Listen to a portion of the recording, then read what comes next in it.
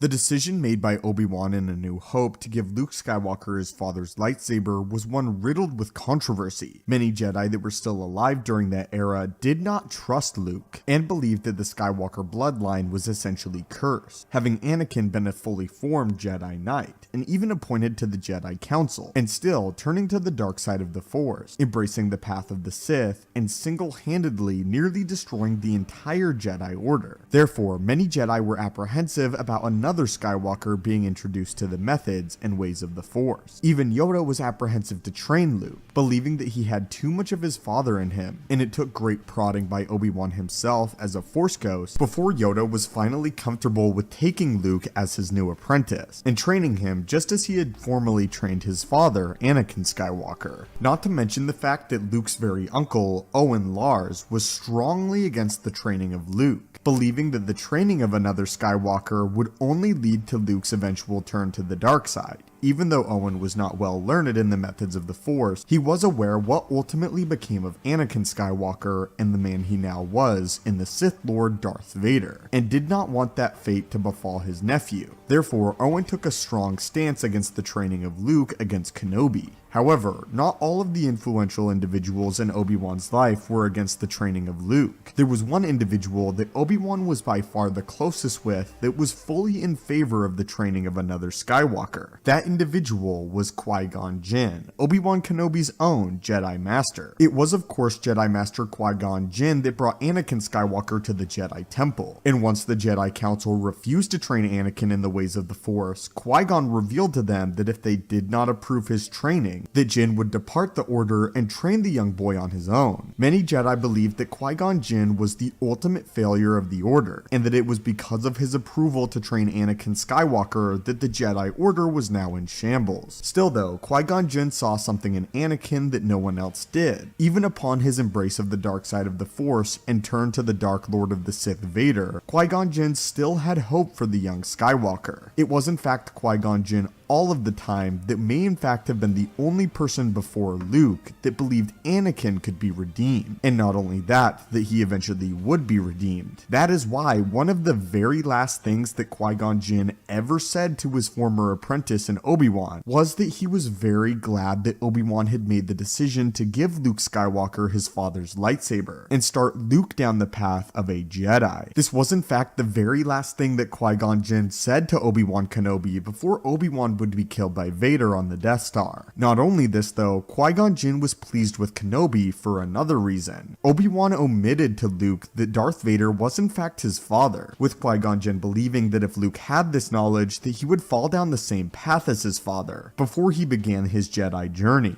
Qui-Gon Jinn had counseled with Obi-Wan Kenobi that Luke needed to build a strong foundation in the Jedi Order before he learned the truth of his parentage, something that would ultimately benefit Luke as he saw the true tyranny of Vader before he learned the truth of his parentage. Therefore, although Luke was admittedly tempted by Vader's offer, he did not ultimately embrace the dark side as Anakin did. The last thing that Qui-Gon Jinn ever said to Obi-Wan Kenobi was that he was pleased with his decision to train Luke, and that he was even more pleased with the fact that he denied him the knowledge of his lineage. Qui-Gon likely knew that Obi-Wan too would be briefly joining with the Force, and the two of them would likely commune yet again. But now I would love to hear your own thoughts on this. What are your thoughts on the last thing that Qui-Gon ever said to Obi-Wan, and how Qui-Gon was in full favor of training a young Luke Skywalker just as he had been for the training of Anakin? As always, my friends, thank you guys so much for watching the channel. Your support and viewership means the world to me.